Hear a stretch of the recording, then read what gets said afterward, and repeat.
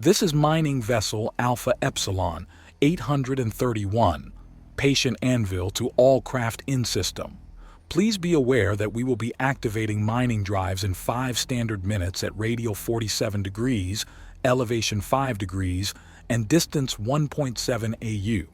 We recommend a safe clearance zone of radius 0.1 AU.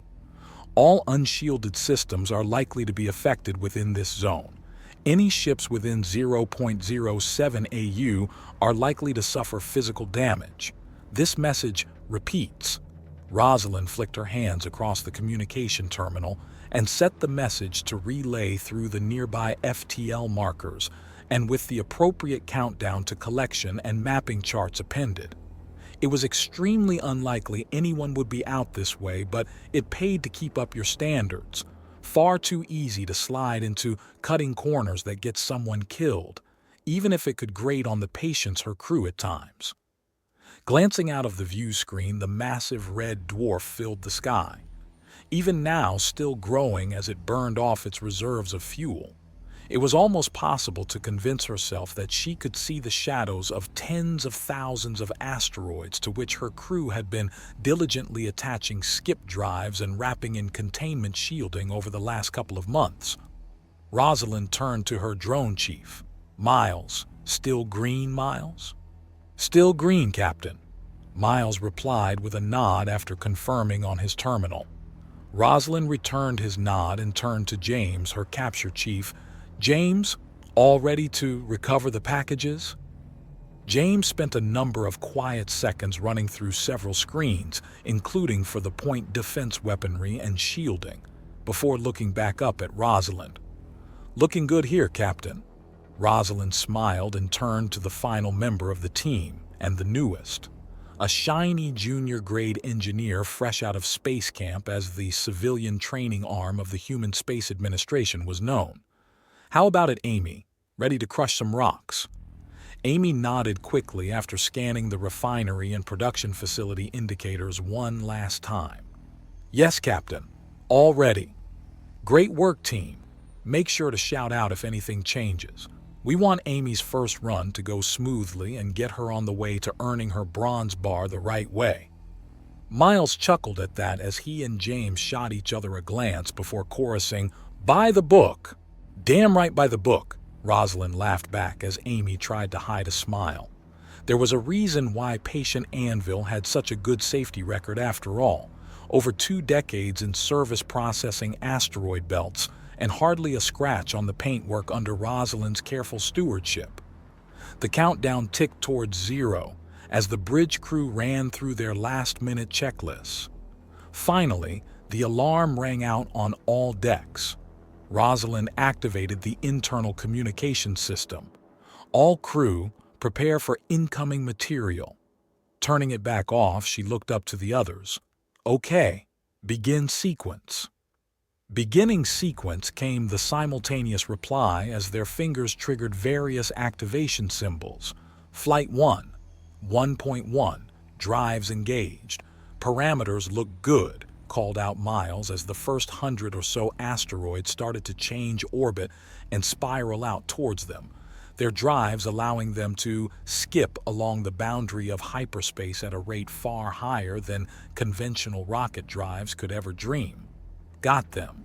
Receiver arrays tracking steady and ready to capture," James murmured in reply as his screen showed the skip drives deactivating and the now inert rocks being dragged into the giant maw of the refinery ship by powerful tractor beams.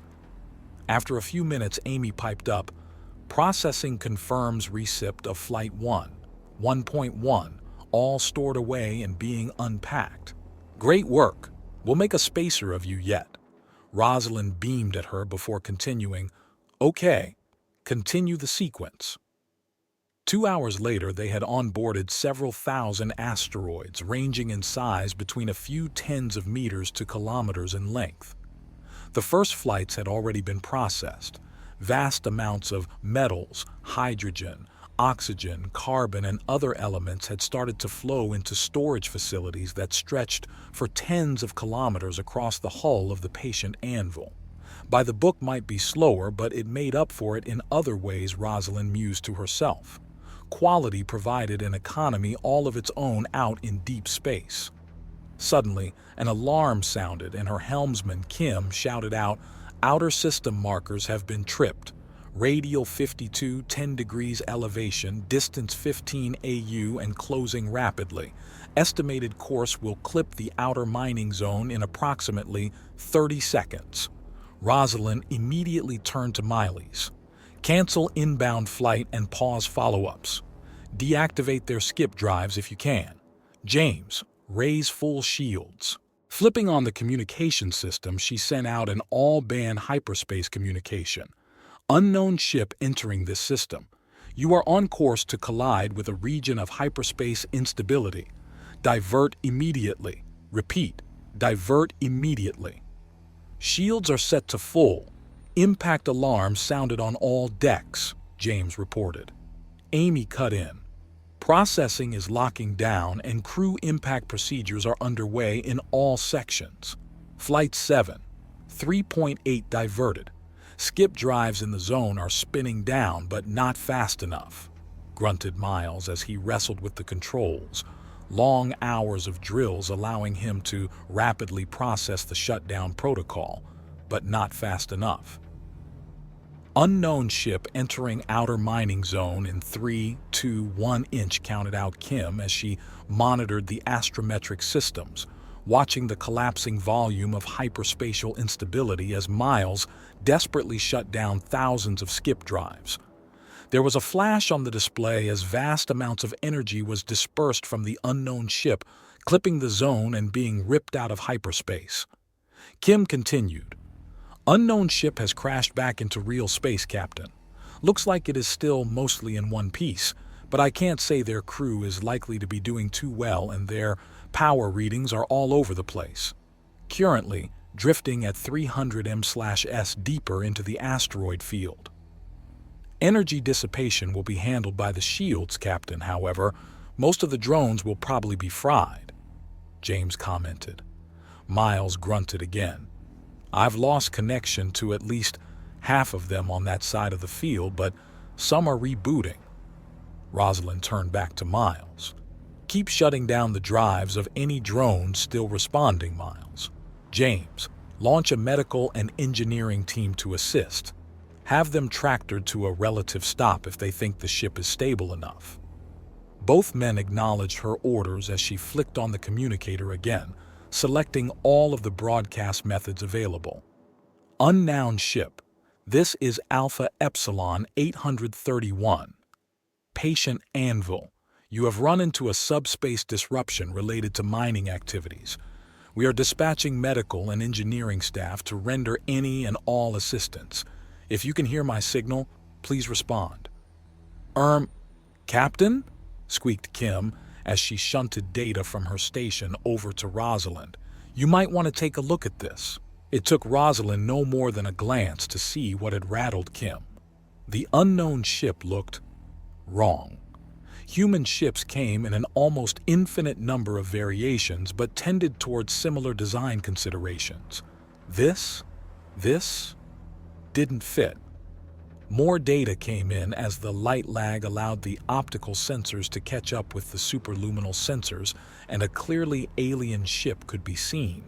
The first alien ship any human crew had ever seen, and she had almost blown it out of hyperspace.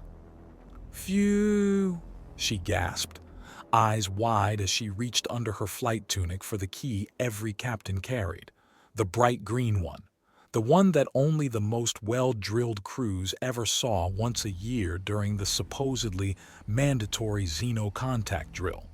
The one her crew well remembered given the sharp intake of breaths and exclamations coming from the rest of the bridge crew. Pressing the key against the input panel of her console, she turned it clockwise. Captain Rosalind Zhao, activation code, Alpha Romeo Tango Foxtrot, 77. Confirming Xeno contact protocol. The bridge was quiet as the ship paused for a second, then replied, Confirmed. Xeno contact protocol has been activated. Initial contact beacon download has been completed and launched. Estimated flight time to closest human space agency asset, estimated to be 2 weeks, 3 days, 5 hours ship time. Secondary contact beacon has been launched and is en route to system periphery via electromagnetic passive launch. Ship is now in continuous monitoring mode and data backup and transfer to secondary contact beacon is in effect. The bridge crew all looked at each other in shock for a few moments before James coughed and asked, So I will let the shuttle know then?" Rosalind nodded. "Yes, please, James."